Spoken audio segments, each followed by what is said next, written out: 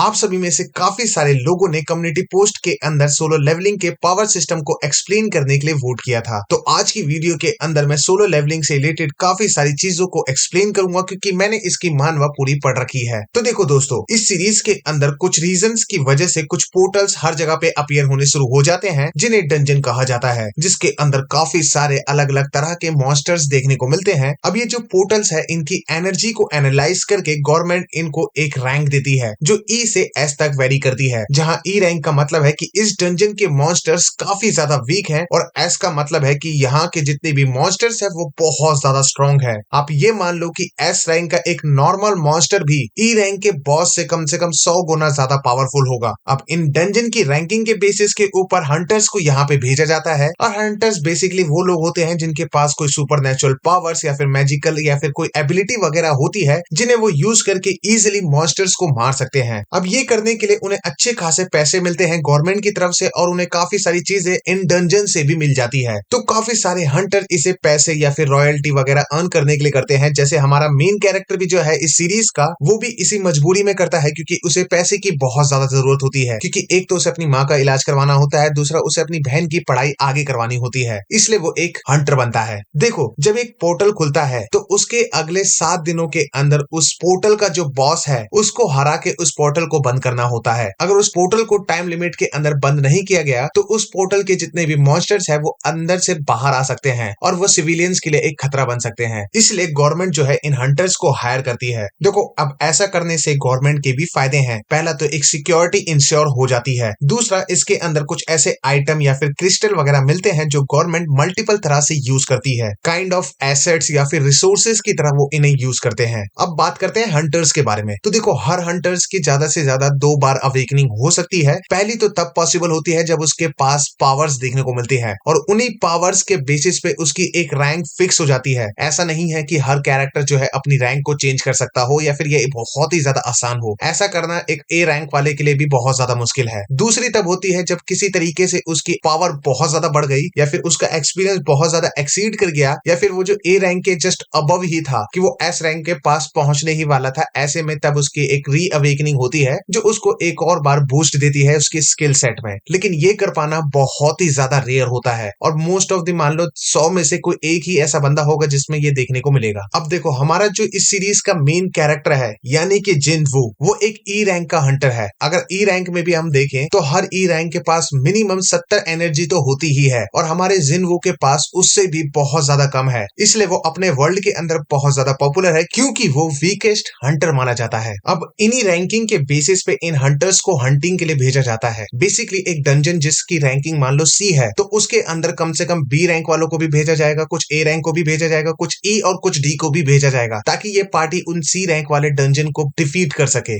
लेकिन मिनिमम 10 बंदे तो रिक्वायर्ड होते ही हैं एक डंजन को डिफीट करने के लिए। अब ऐसे सीरीज के अंदर जनरली क्या होता है, हर कैरेक्टर जो डंजन के अंदर जा रहा है वो मॉन्स्टर्स को डिफीट करके अपने स्किल्स को बढ़ा सकता है और टाइम के साथ अपने लेवल को भी इंक्रीज कर सकता है। लेकिन सोलो लेवलिंग यहाँ पे थोड़ी सी अलग हो जाती है क्योंकि इसके अंदर सिर्फ हमारा मेन कैरेक्टर ही अपने आप का लेवल अप कर सकता है। इसलिए इस सीरीज का नाम सोलो लेवलिंग है, क्योंकि ऐसा तो है ही नहीं कि आपने कभी कोई सीरीज ऐसी नहीं देखी हो जहां पे मेन कैरेक्टर 0 टू हीरो बनता हो। लेकिन इस सीरीज की खास बात यह है कि इसकी जर्नी जो है वो बहुत तगड़ी है, वो देखने में आपको बहुत ज्यादा मजा आएगा। अब वो अकेला सोलो लेवलिंग क्यों कर पा रहा है, ऐसा इसलिए क्योंकि जब वो एक डबल डंजन में जाते हैं एक रेड करते हुए, तब वो अपना सेक्रीफाइस करता है ताकि उसके पार्टी मेंबर्स बच सकें और वो तीनों क्राइटेरिया को फुल करता है जो हमारे गॉड्स के चेकलिस्ट में आती हैं और इसलिए वो गॉड्स उसको चुनते हैं जिसके चलते वो उसको एक स्पेशल एबिलिटी देते हैं जिसके चलते वो एक गेम के अंदर एंटर कर जाता है जहां से वो अपनी लेवल अप्स कर सकता है। अगर आपने कभी फाइटिंग गेम खेला हो तो जब उसके आप क्वेस्ट को पूरा करते हो तो आपको कुछ पॉइंट्स मिलते हैं, जिन पॉइंट्स को आप अपनी एबिलिटी या फिर एजिलिटी या फिर पावर या फिर स्ट्रेंथ या किसी एक को बढ़ा सकते हो। और ऐसा ही इस सीरीज के अंदर होता है। शुरुआत में हमारे मेन कैरेक्टर को कुछ क्वेस्ट देखने को मिलते हैं जिसे वो इग्नोर कर देता है और उसके पेनल्टी के रूप में उसे एक डेजर्ट के अंदर ट्रांसपोर्ट कर दिया जाता है जहां पे उसके पीछे एक बहुत बड़ा मॉन्स्टर 4 घंटे तक भागता है और उसका क्वेस्ट यही होता है कि अब उसे 4 घंटे तक भागते रहना होता है। तो इसके बाद वो हर क्वेस्ट को बहुत सीरियसली लेता है और हर डेली क्वेस्ट को भी फॉलो करता है और उसे पूरा भी करता है, जिसके चलते वो अपना लेवल काफी तेजी से इंक्रीज करता है। उसके डेली क्वेस्ट यानी कि 100 पुशअप्स, 100 सिटअप्स, 10 किलोमीटर रनिंग, ये उसको रोज करने होते हैं। जरा 1 मिनट, ये तो किसी और का भी एक्सरसाइज प्लान कौन लग रहा है? क्या आपको कोई ऐसा कैरेक्टर ध्यान में आ रहा है? हाँ, बिल्कुल सही सोच रहे हो, साइटामा। ये सेम प्लान वो भी फॉलो करता है और उसकी स्ट्रेंथ का राज भी यही होता है। लेकिन यही चीज फॉलो करने से तो वो बार्ड हो गया था, तो क्यों हमारा जिन्व इस चीज को फॉलो करते करते बहुत ही ज्यादा स्मार्ट होते जा रहा है? ये तो जब आप सीरीज देखोगे तो खुद ही पता लगेगा आपको। तो बेसिकली इन क्वेस्ट को पूरा करने से उसके पास जो पॉइंट्स मिलते हैं उनको वो अपने स्टैट्स को इंप्रूव करने में लगा देता है। शुरुआती दौर पे तो वो सिर्फ अपनी स्ट्रेंथ के ऊपर फोकस करता है, लेकिन टाइम के साथ उसे पता चलता है कि उसको सभी के ऊपर ध्यान देना पड़ेगा, तभी वो बहुत ज्यादा स्ट्रांग बन सकता है। तो धीरे धीरे वो बहुत ज्यादा स्ट्रांग होता जाता है। वैसे शुरुआत में तो उसको स्ट्रांग बनना था, क्योंकि वो वीक सुन सुन के पागल हो जाता है और बहुत ज्यादा परेशान भी हो जाता है। लेकिन टाइम के साथ उसके साथ कुछ चीजें ऐसी होती हैं कि उसकी ये चीज मजबूरी बन जाती है। जैसे कि जब वो पहली बार डबल डंजन में जाता है तो उसको एक स्पेशल रिवॉर्ड मिलता है, जिसकी वजह से वो स्ट्रांग बनने की राह पे चल देता है। जब वो दूसरी बार रेड करने जाता है तो उसके पास एक पूरी टीम होती है, जिसमें से 9 में से कम